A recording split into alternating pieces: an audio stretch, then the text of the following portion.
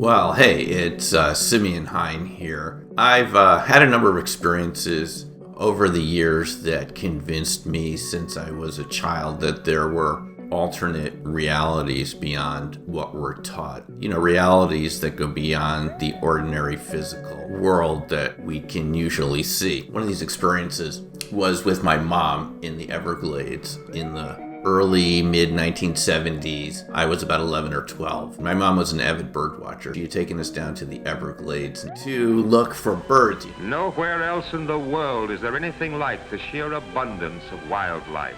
We were in the swamps out there one afternoon, and I saw an object overhead that looked something like the moon. And I said to my mom, "Hey mom, look at the moon. Look at the green moon." And she pointed over to the horizon, not wanting to take her eyes off the bird that she was looking at, and said, "The moon's over there." I said, "No, Mom, up there." We both looked up, and there it was, some really large object, and it was very cloud-like, amorphous. We looked at it through our binoculars, and there was a pattern of dots that formed something like a Z, round little white dots at the bottom of whatever this was, which was also really kind of strange because it looked cloud-like and yet there was a structure within it. As soon as we put our binoculars on it, within a few seconds, it just started moving very quickly into a nearby cloud and was gone. We drove to the ranger talk that night at the amphitheater in Everglades National Park, and we sat in the front row. We told the people next to us. My mom just started talking about it. She just said, we just saw a UFO, and the people next to us said, "Yeah, we saw it too." Could have been the same thing. They said, "We saw this thing coming out of a cloud and it was spinning." And so we're in the front row. The ranger starts the talk and she says, "Did anyone see anything interesting today?"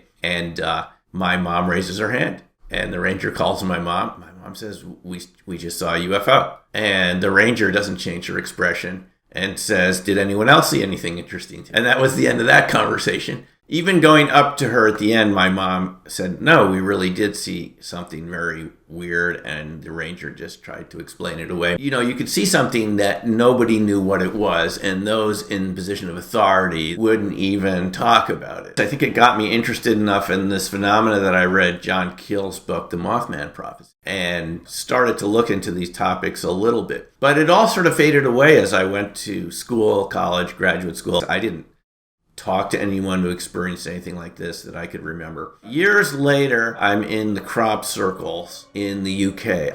It's a spiraling force like a plasma vortex. It's concentrated down here. It hits the ground, but only for a nanosecond. Otherwise, the crop would be burned. My personal view is that there has to be some sort of intelligence. And what that intelligence is, I just haven't the vaguest idea. Many think, there's an intelligence behind them. I think they're made by aliens or extra-dimensionals.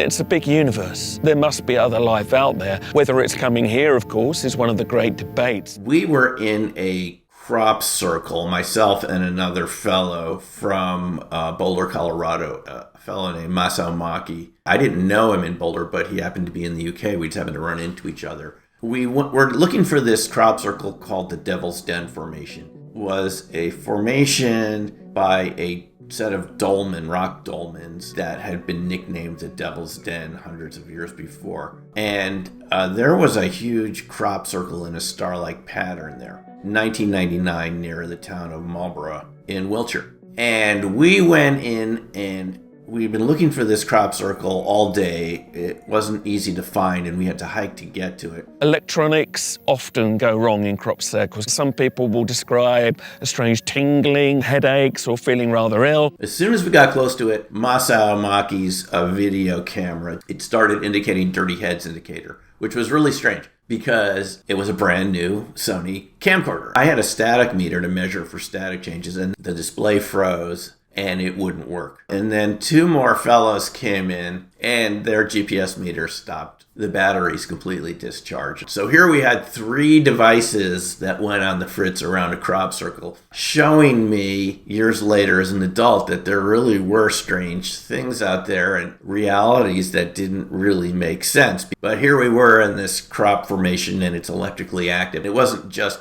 electrical and battery failure, people would see orbs, balls of light, other phenomena like that, UFOs in and around crop circles. So those are my early experiences, and that's sort of what got me interested in going to many of these different directions in science where you have these experiences, but ordinary science can't help you explain it.